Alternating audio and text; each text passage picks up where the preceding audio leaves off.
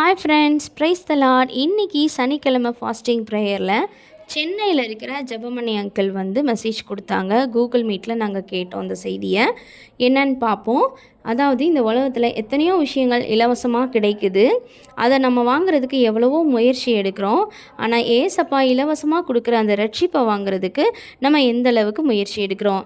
ஒருவேளை நம்ம ரட்சிக்கப்பட்டாலும் நான் ஏதோ ஒரு வருஷத்தில் ஏதோ ஒரு தேதியில் ரட்சிக்கப்பட்டேன்னு அந்த நாளையே நம்ம சொல்லாமல் ஒவ்வொரு நாளும் அன்னைக்கு நம்ம பெற்றுக்கொண்ட ரட்சிப்பு நிறைவேறுவதற்கு நம்ம பிரயாசப்படணும். அதுக்கு முதல்ல என்ன தேவை அப்படின்னா, கர்த்தருக்கு பயப்படுகிற பயம். கர்த்தருக்கு பயப்படுகிற பயம் இருந்தாலே நம்ம தீமையை விட்டு விலகிடுவோம். என்னென்ன காரியங்கள் எல்லாம் ஏசப்பாக்கு பிடிக்காதோ அதெல்லாம் விட்டுட்டு விலகிறதுக்கு பேர் தான் தீமையை விட்டு விலகுதல்.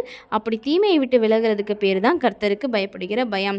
சங்கீதத்தில் 139 1-5 வரை என்ன போட்டிருக்குன்னா, நம்மளுடைய எல்லா செயல்கள், உட்காருதல், எழுந்திருக்குதல், போகிறது, வாரது, நினைவுகள், பேச்சுகள் எல்லாத்தையுமே ஏசப்பா அறிந்திருக்கிறாங்கன்னு வருது. ஸோ அப்போ நம்ம ஆண்டவருக்கு பயந்து ஒவ்வொரு செயல்களையும் செய்யணும். அது மட்டும் இல்லை, தேவனுக்கு பயந்து பொல்லாப்புக்கு விலகுகிறவன்னு யோபுவை பற்றி சொல்லியிருக்காங்க. பொல்லாப்புக்கு விலகுனாலே அதுக்கு பேர் தான் தேவ பயம். ஸோ அந்த தெய்வ பயம் நமக்கு கண்டிப்பாக இருக்கணும். இந்த 2 இமேஜ்லையும் நான் கொடுத்துருக்கிற வசனங்களை நோட் பண்ணி வச்சுக்கோங்க. அதை நீங்கள் உங்கள் வீட்டில் உட்காந்து பைபிள் எடுத்து வாசித்து தியானம் பண்ணுங்கள். அடுத்து நம்ம வாழ்நாள் முழுவதும் அந்த ரட்சிப்பு நிறைவேற பிரயாசப்படணும்னா, வாழ்நாள் முழுவதும் நமக்கு ஆண்டவருக்கு பயப்படுகிற அந்த பயம் ரொம்ப ரொம்ப அவசியமான விஷயம்.